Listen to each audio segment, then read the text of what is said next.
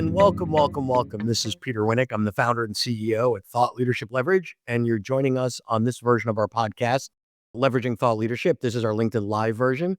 And today, my guest is Eduardo Briceño, who is a colleague and a friend and someone I've known and admired for several years now. So, just brief background on Eduardo as a thought leader. He's got a TEDx talk that he's done that's done amazingly well.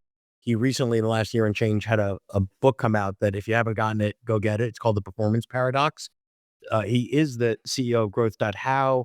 He was the CEO and co-founder of Mindset Works with Carol Dweck. And he's done a lot of other interesting things along the way. So welcome, Eduardo. Thanks for coming on today. Thanks, Peter, for having me. So let me ask you the sort of the setup question. How the heck did you get here, right? So Stanford MBA, you did your tour as an investment banker because it's sort of mandatory. If you graduate Stanford, you got to go do that. But then here we are a couple of years later. And how did all this unfold? Well, a lot of unexpected twists and turns. And actually, I did investment banking before Stanford. So I went to Stanford to leave the investment world. But I started not really having any particular interest. And in school, I ended up not being very interested in what I was learning or in anything particular. And so I had no better idea than just try to get good grades and try to get to a good university and try to study something where I could get a job that pay well. So I ended up in Wall Street in New York. And then I spent 5 years in venture capital in Silicon Valley, investing in technology companies. And I learned a ton, like just meeting with entrepreneurs all the time who were pitching us their ventures. Sure. And working with colleagues who were like super nice, but also like had a couple more decades of experience than I did. But eventually I started what actually happened is like my body got sick. I was one day I just started experiencing pain, and I I didn't think much of it because I wasn't afraid of pain. I was used to like working through pain. I had a lot of perseverance. But with this particular thing, it was kind of my forearm was flaring and it was getting worse and worse and worse. So I went to the doctor, and the doctor said, "Oh, this looks like a repetitive strain injury. Sure. You need physical therapy." So I started doing physical therapy twice a week. And it ended up being something that was really, really difficult to diagnose. Like, I ended up seeing lots of doctors, acupuncture, spiritual things, yoga. I tried so many different things until eventually it was diagnosed as something called myofascial pain syndrome. And I learned a lot about the I had to not only change. So before that, I saw doctors as mechanics. I abuse my body. I go to the doctor, they fix me. But I realized I actually, like, doctors in this case couldn't just fix the issue. I had to fix the issue, but also the root causes. And to fix the root causes, I had to change lots of things, like how I was eating, how I was sleeping, exercise. But one of the things that I learned is that something that was missing in my life was a sense of purpose and a sense of meaning, a sense of doing something useful that was making an impact on somebody else. So stay there, though. So Yeah. if I were to pause here and say, but wait, at first you said you want to go to school, study, get a good job, make good money. So you're doing all these things. Check, check, check, check. So you should be thrilled, right? You've got a nice paycheck. You've got a good job. It looks good from the outside, but you're hollow. You're miserable. Your body's telling you stop this, right? Well, I mean, before my body broke down, I thought, wow, I just won the lottery, right? I mean, I'm working in 3000 Sand Hill Road, this beautiful place, and getting paid all this money in this interesting job. And I grew up in Venezuela. Everybody I knew, like, nobody had worked in this kind of job before that I knew, and I didn't know any entrepreneurs. And my dad worked for like an oil company for 30 years. So I was not exposed to a lot of these things. And, Sure. and so I think what happened is, yeah, my sense of purpose before that was to get good jobs, to get promoted, to get great reviews.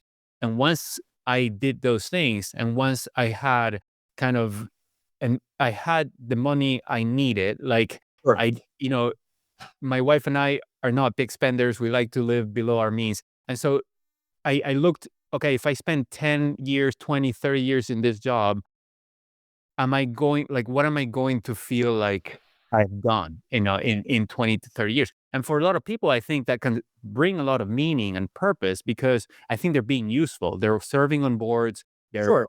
your wisdom, they're helping these organizations succeed. I actually felt the sense of like lack of authenticity because I was sitting on boards without any operating experience, Right. just repeating what I heard in other boardrooms, and I didn't know what I was saying was a good idea, you know? So I was Where did you go with that then? So obviously, I mean, I could say this with because I know you. You've definitely found your purpose, and you're definitely crushing it there. How did you close the gap? Like, were there things that you tried that said, "Ooh, I yeah. might do a farm out or whatever," but how did you find your way?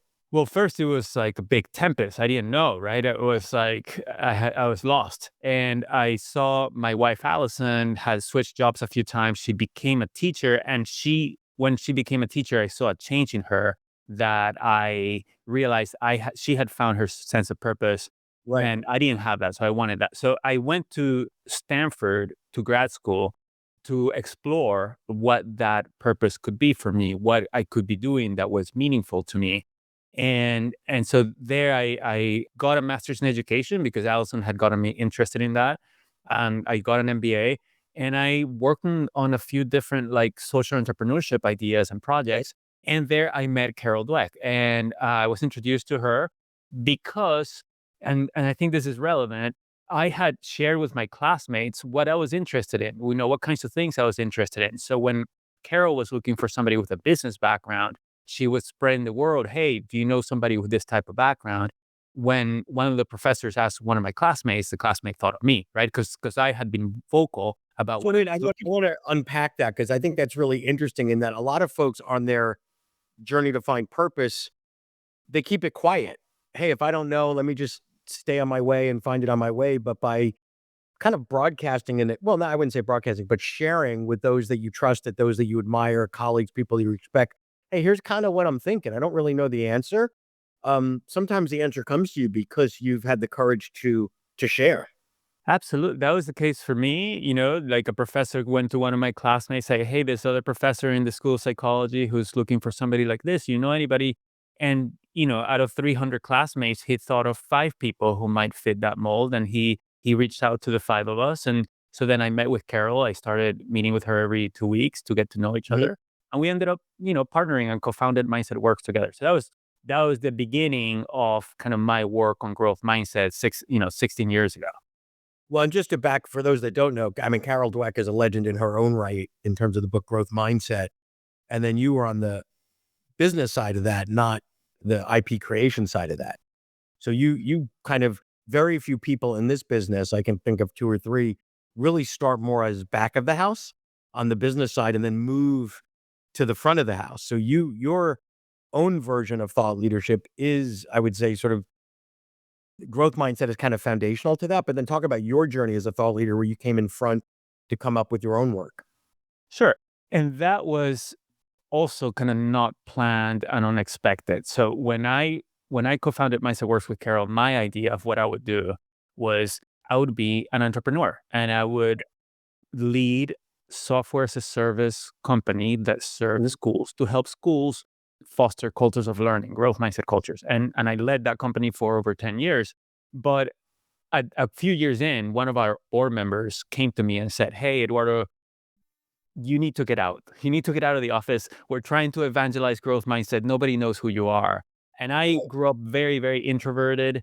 And we were bootstrapping the company because I didn't want to raise money because I had the impression that investors were not very patient, right? And we saw this as a marathon, as a life journey. Yeah. So we bootstrapped the company, and we were under resourced, and those were some mistakes that I made there too. But but I was just kind of like heads down in my office working, Yeah. and a board member said, "You have to get out there." And so a couple months later, Carol was asked to do a TEDx talk, and she couldn't do it. So then I said, "Okay, like this is a good opportunity for me to put a lot of effort into it. It could be something that helps us evangelize and spread out the word." And so I did a 10-minute TEDx talk. And just if we're talking about my kind of journey as a speaker, because now that's the main thing I do, in those 10 minutes, that first kind of public speaking experience that I had, I was so anxious and uncomfortable that first, like, I wrote the script and memorized it really well. I thought if I get to stage, I Good. can just, for 10 minutes, I can just spit out what I memorized. But also, a strategy that I used is I just looked at the back wall of the room. I didn't look at anybody because I thought I would get flooded with like trying to figure out what people were thinking, and I would start Yeah. like just just losing my train of thought. And so I got out there, I spit out the words for 10 minutes, and I got off stage, and I was very relieved. And after that, the talk became, viral. It's been watched by over 4 million people. And so then I started getting asked to do more public speaking. At that time, it was more in school districts, which were our customers. And so I started doing a lot more of that. I got more comfortable. I got better at it. I And was sitting here a second because I mean, this is a human example of the growth mindset, right? So you're like, wait, there's this whole new thing. I never fancied myself a speaker. I mean, a lot of times when in my work dealing with hundreds of speakers, some of the stories they tell, they were the 3-year-old at the Thanksgiving table getting up and acting and speaking, or the extrovert, or they did theater, or they did improv, they whatever. And then now all of a sudden you're the sort of the executive, the adult in the room, and like now you got to literally be thrust on the stage, and not just a little stage, but the TEDx stage, and then it takes off. Now it's like there's two reactions people could have to that, like, oh my God, that was a fluke, or let me figure out how to master this craft. I kind of dig this because it's in service of the mission. Sounds like you kind of went the latter route. yeah, I digged it because it was in service of the mission. And this is also surprising that as I started doing it, and at the beginning, it was more, some of the events were after that were kind of smaller and interactive and discussions and more of like a teaching Yeah. experience, right? So I was more like a teacher, and it's surprising to me, I really enjoyed being in direct conversation with people rather than kind of leading and managing people who did the work. I really enjoyed getting into the psychology, into the domain, and Right. crafting experiences that would take people from where they were to where we wanted them to be, and to help them make progress. And so, A, that I enjoyed it was surprising to me, and B, that I started becoming good at it, and people were really appreciative of what I was doing. And part of that was when I got a master's in education, I studied the science of learning, and that really served me really well in crafting kind of the Which experiences. being arrogant, because Yeah, in my experience, there are really two types of keynoters. There's and I'm using a general terms here, right? So there's the showman, right, where it's all about them. Everything is staged. Everything is this lights, camera, action. They go on, get introduced, and bang, they put on the show, and the energy's there, and the charisma's there, and the whatever. However, the audience is just an object, right? They're whether they're in front of 100 people or 1,000 people, it's all about what they're doing and how they're delivering it. Then there's folks, and this is the category I'd put you. They're really teachers who happen to speak, and the teachers are more interested in, as a result of the 30, 40 minutes, an hour that I'm going to spend and have the privilege to spend with this group.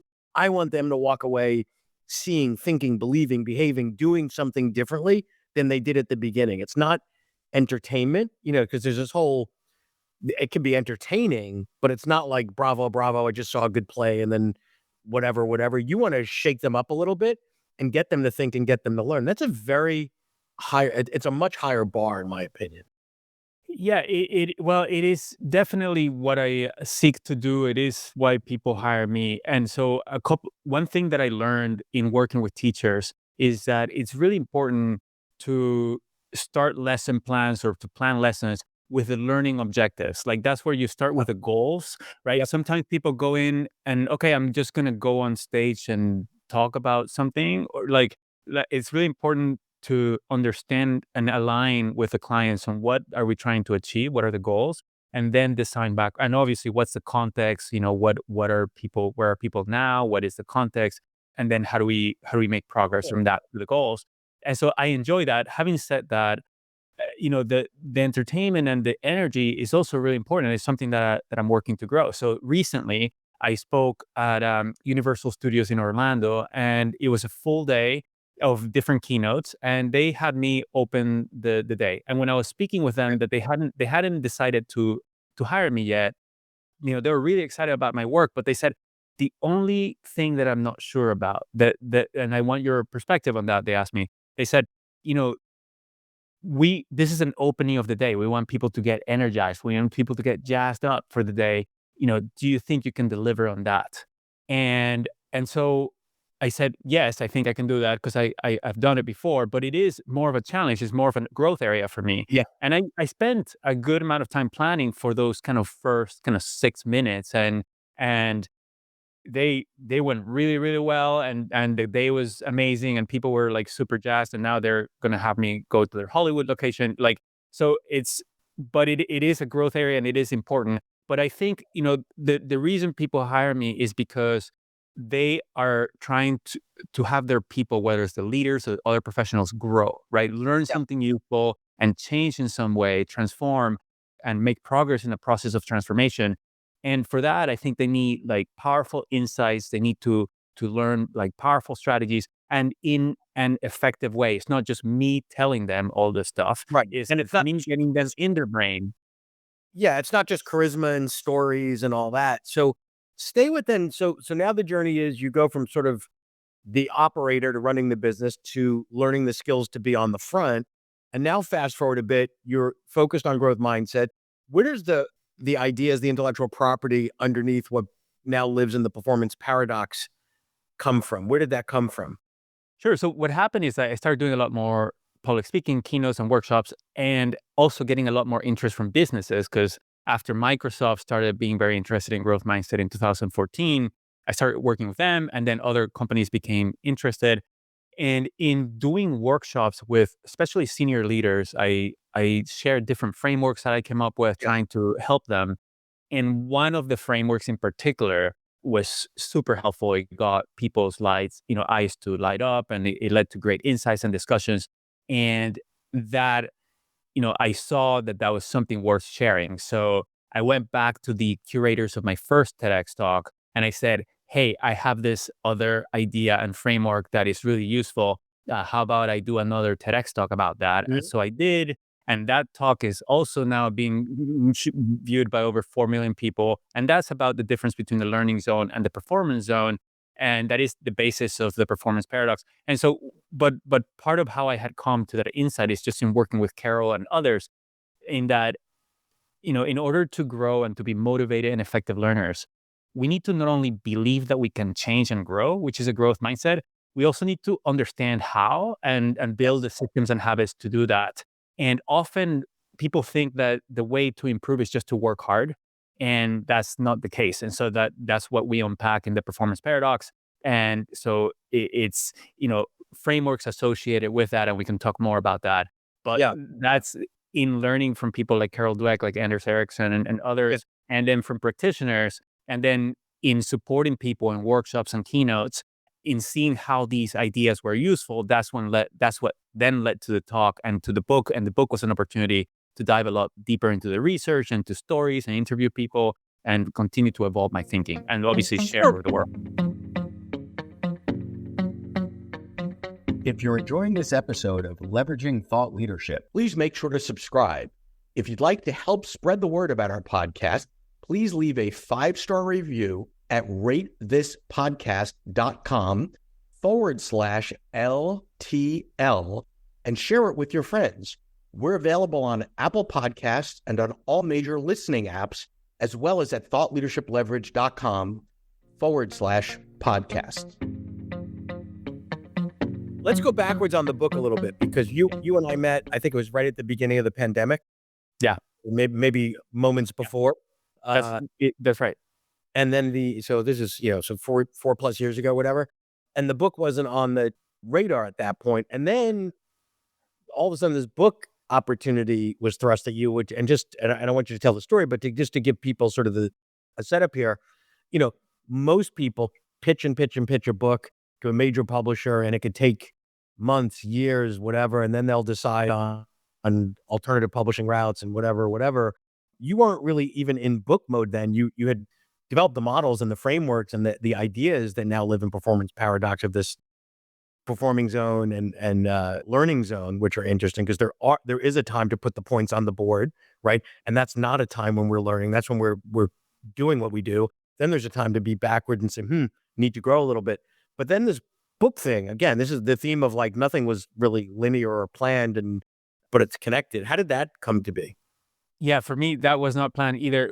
What I was pursuing is the purpose, right? The Yes. impact of like helping promote a world of learners and learning organizations. So yeah, I did not plan to be a speaker. That I need to explain how that happened. I did not plan to be an author. What happened with that is I was in the process when we met of transitioning out of Mindset Works because my job had become public speaking. I was full time doing that, and I really enjoyed it. I got a lot of fulfillment from it. So we did a multi-year transition process where my close partner, Lisa Blackwell, now leads Mindset Works. And in that process, I reached out to you because I wanted to become a thought leader in a deliberate way, think about strategy, learn from experts like you about how to do things well. And and so I was in that process. I didn't even have a website at the time. I Right. didn't have anything. And in that process, when I was evaluating kind of how to proceed, I reached out to Chip Conley, who I Yep. had read his book, Peak, and it had impacted me. I had never met him before, but I asked him a very simple question like, hey, do you have a recommendation for a consultant on thought leadership that you've worked with before? And I was just hoping that he would just reply to my email, but he replied saying, hey, happy to talk about that. I would love to learn about your work too. How about we have a 20-minute call? So that was so generous of him. And then in that call, he suggested, hey, have you thought about writing a book? And I was like, well, maybe like in a few years in the future, like I just didn't see myself as somebody who was ready to write a book. Or I didn't think that a publisher would be interested in publishing a book from me. But he said, hey, like, I think I know somebody who could be possibly interested. Who knows? Like, do you mind if I introduce you? And so he introduced me to a literary agent who happened to be interested and who happened to know the editor of Carol Dweck's book, and she was interested in a book to follow mindset. And so Sure. it just happened that the planets aligned, and they were interested in a book from me. And a month after that, without a proposal, we had a contract. Right. So all of a sudden, I went from not even considering a book to a month later, I have a contract. I have to deliver on a book. So I had to drop everything, strategy, website. I didn't have a website for a couple years after that still, and yeah, just dropped everything to work on the book. So a couple of, lessons there in that, Chip's amazing. I'm actually halfway through his latest book, Learning to Love Midlife, Yeah, uh, which I resisted until I realized, like, listen, look in the mirror, I'm in midlife, right? And but Chip's been a friend and a client as well. But it's really interesting that when you reach out to folks, particularly in this thought leadership community, that you love their work, you admire their work, or you're just curious and whatever. The level of generosity that I've seen behind the scenes, because there's nothing in it for Chip per se to do this or that or whatever. And what an amazing outcome, right? So there are I would say, of any profession I've ever been exposed to, thought leaders are far more generous and willing to say, you have to talk to so and so, or let me make an introduction or whatever. But they wouldn't do that or couldn't do that unless you're able to articulate to them where you're at, where you're stuck. It's not just this braggadociousness of look how great I'm doing, but here's kind of what I'm thinking. Or, you admiring Chip because he's accomplished so much as a thought leader and in business and in so many domains that when he planted that seed in your head, you're like, that's someone I should listen to. That's someone I respect. absolutely. And he's been so generous. He's become a close mentor. He's supported me on the book and other things. And I have experienced the same thing. Thought leaders and speakers and authors, they definitely support each other, which is fantastic. So talk about the book journey, because I always say that writing a book for an author is kind of like doing a home renovation. No one ever comes back at the end and said it was done, under budget and took less time than I thought, right? And actually, I would also say that with a book, the finished product is never exactly what the vision of it was early on. Where with a home reno, at least maybe you thought you're adding a room or the kitchen's going to be blue or whatever. But what did you learn in that journey? Because that was a fairly long process for you. It was. So when we started, the team came together and we got the contract. We wanted to do the book in a year. And so I was like, wow, that sounds really aggressive. And I feel like I'm not ready. That's why I wasn't working on a book to begin with, but I'm going to give it all. I'm going to drop Yeah. everything else. I'm going to give it all. One thing that I thought, and I agree that I think it's true that I was particularly weak on was stories. I mean, I had stories, but I didn't have like deep stories. I didn't have super interesting stories. I didn't have Right. unusual stories. And so one of the first things I did is interviewed over 100 people.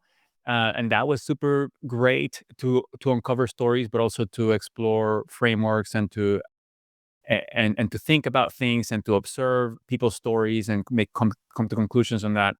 But also, I worked with like expert writers and Yep, editors, and so yep. I was the content expert, but it was really helpful to also work with book experts, right? And it was the collaboration that I think definitely takes longer, but ended up in a much better product.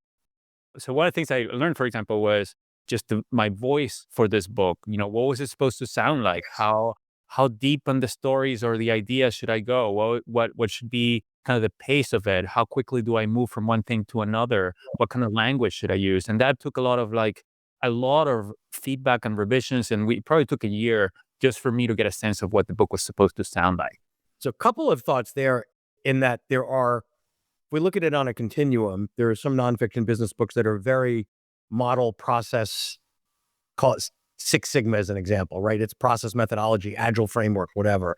And your book could have fallen into that trap if you wanted, because that's the part of the richness that you bring to the conversation. There is you've got these beautiful models and frameworks and such. But when it comes to a book, because I'm a human, right? I need the stories to bring it to life. So what you did was brilliant. A, you're self-aware enough to realize, I don't have a lot of stories. So most people would say, well, let me think of the stories that I know, me, my world, to fill in the models. The better way to do it is what you did. Let me go out and interview a whole bunch of people. And that wasn't just random. You didn't go through the proverbial phone book, but you were very thoughtful in how you selected those people. Say, oh, I need 10 stories that match up to this models, 10 stories that match up to that. And that's what makes the book brilliant and rich is you've got the combination of the stories that are so eclectic and broad and diverse, connected to the model, and you're sort of pulling those things all together. And I would also imagine you developed a lot of friendships and relationships from those calls. Those calls. For sure. Yeah. So it was really fun to reach out to what I prioritized was reaching out to people who were fantastic, kind of learners and performers, people who are Yes. fantastic at getting better and then delivering excellence. So I reached out to those people in different domains. And then I would always ask, hey, do you know? And I asked other people I knew, do you know people who are fantastic at learning and at performing? And so I actually, I never finished it but I have like a mind map of how I Yeah. reached all these 100 people. And it's really fun to see like, who introduced me to whom, and you introduced me to a bunch of people, and they Yeah. introduced me to others, and they introduced me to other people.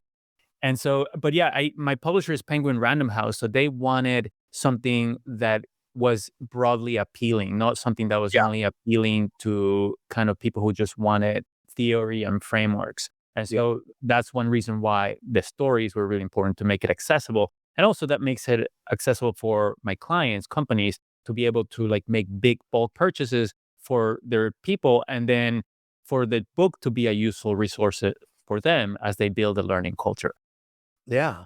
So the book's done. It's been out, what, a year and a half, something like that? It's been out 7 months.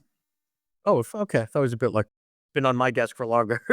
Yeah. Yeah. Uh, I definitely sent you an early version. yeah. So talk about what's next now. So now at 7 months, you're past the intense promotional stage. We always want to promote books. And I'm a big believer in going long on a book and not just going on 3 months of promotion, but this is an evergreen book. I don't even remember what year Growth Mindset was published, 15, 20, over 20 years ago? 2006, so almost 20 years ago. Almost 20 years, right? And that book is just as relevant today to the right person as it was the day it was published. I see the same path for yours. So now what? Now you're in sort of, world-class published author, speaker. The patterns that I see and the non-patterns here are there's a gap and you grow and you learn and then you excel. What's next? What's around the bend for you? Well, on my work, first on the book, I got an email yesterday from my editor that they are now getting ready to plan for the paperback version. So I'm excited about that. There's been 10 foreign publishers who have bought rights, and it's going to come out in other languages coming up.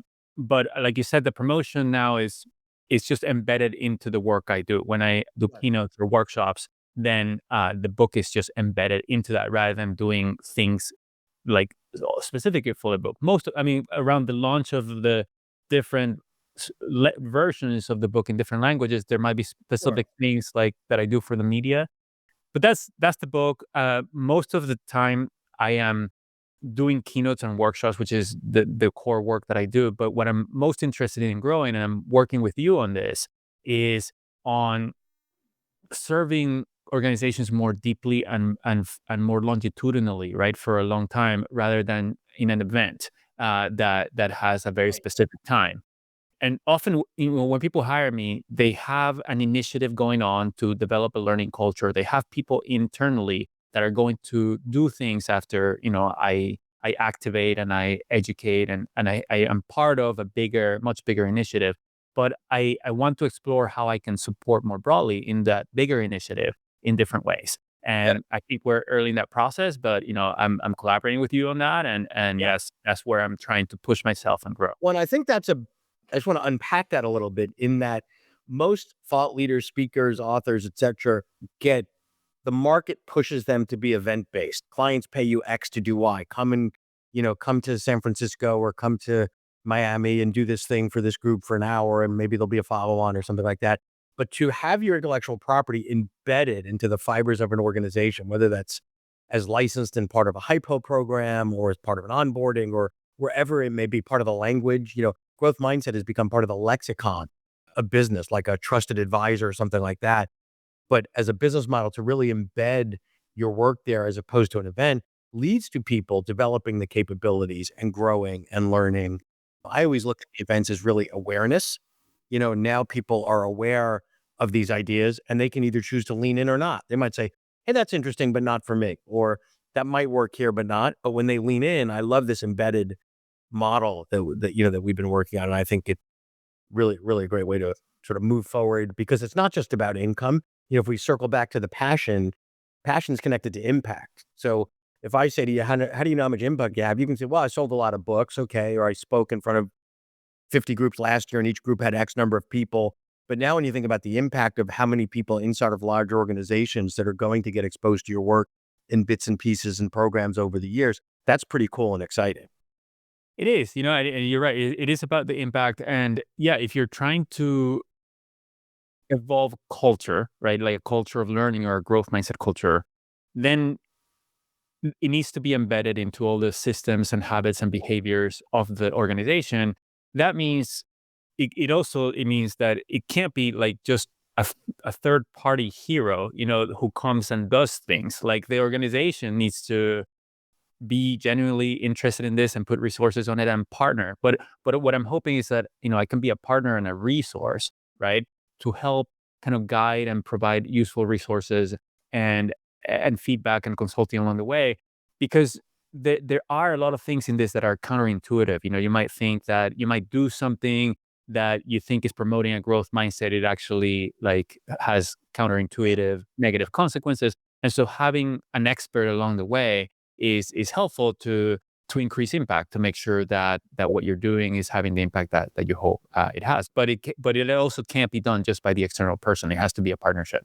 Right. They have to own it. So as we start to wrap, what advice, either do more of or don't do or something in the middle, might you have for someone in who was in your shoes 5 years ago, 10 years ago, right? Like they're on the journey, but there's lots of other things. They haven't hit the levels of success that you've had. What would you suggest to that person?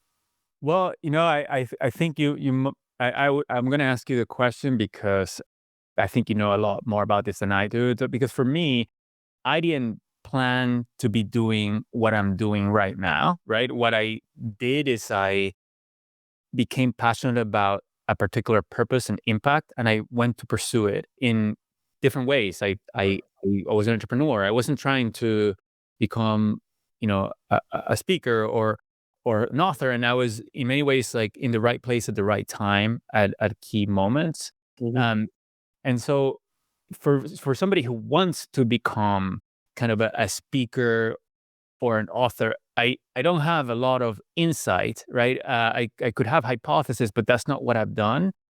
And I think it is very difficult. Like, Anders Ericsson, the late Anders Ericsson said, If you want to build skill, deliberate practice is super useful and super reliable. You can build skill, you can build knowledge, but that doesn't really translate to building fame, or often not even building wealth. Like those are different things. They also involve luck and circumstance.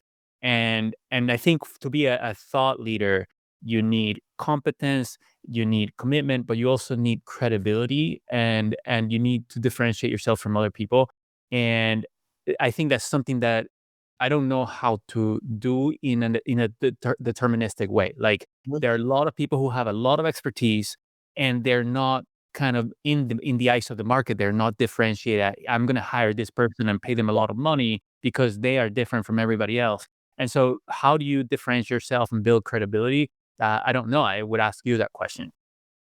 Ah, just like a teacher to turn a question around with a question. I don't think there's one way to do that. I think that is the answer to that is what is the right strategy for you so that you have the clarity that you need so that you can make the choices that you need to. Because I think part of what happens is when you are passionate, one of the risks of being passionate, because passion's a good thing, but anything to an extreme, not so good, right? One of the risks of being so passionate is we say yes to everything, or we don't have structure and discipline. Like even you made deliberate, incredible discipline during the process of writing the book, saying, I'm willing to turn away a lot of business. This is my priority. And it's going to cost me a lot in opportunity cost to have my mind clear to sit and think and research and whatever. And that's important, right? So I think it's having the clarity that you need to effectively prioritize what you're going to do and how you're going to do it, because too many thought leaders, because they're passionate and they're good people, just say yes to everything. And there's lots and lots of spinning plates, but activity is not productivity. And I think you've been really, really good around what are the activities that lead me to be productive directionally to where I want to go. And, we all like to think we control the world, being incredibly open to serendipity, luck, and all that. So I think it's a combination. That's how I would answer that. Yeah, it resonates. Cool. Well, this has been a lot of fun. Always enjoyed talking to you. One thing I would say as we close here is I've been around this space for 20 years almost now. And there are very few that I've seen that are so client focused and so, I don't want to say perfectionist because that makes it seem like obsessive, but like your focus is never about, oh, what did they think of me? But what is the outcome the client wants? What are they hoping to achieve? And how do I help them get there? And I love the way that you come up with ideas and tweak them. And, I've had the privilege of seeing you present live and then obviously remotely and all that for lots of years. And it's amazing stuff. And I wish you the best on the journey. Thanks, Peter. It is a true joy and pleasure and privilege to work with you. So I look forward to the continued journey ahead. Great. Thank you. To learn more about Thought Leadership Leverage, please visit our website at thoughtleadershipleverage.com. To reach me directly, feel free to email me at peter@thoughtleadershipleverage.com. And please subscribe to Leveraging Thought Leadership on iTunes or your favorite podcast app to get your weekly episode automatically.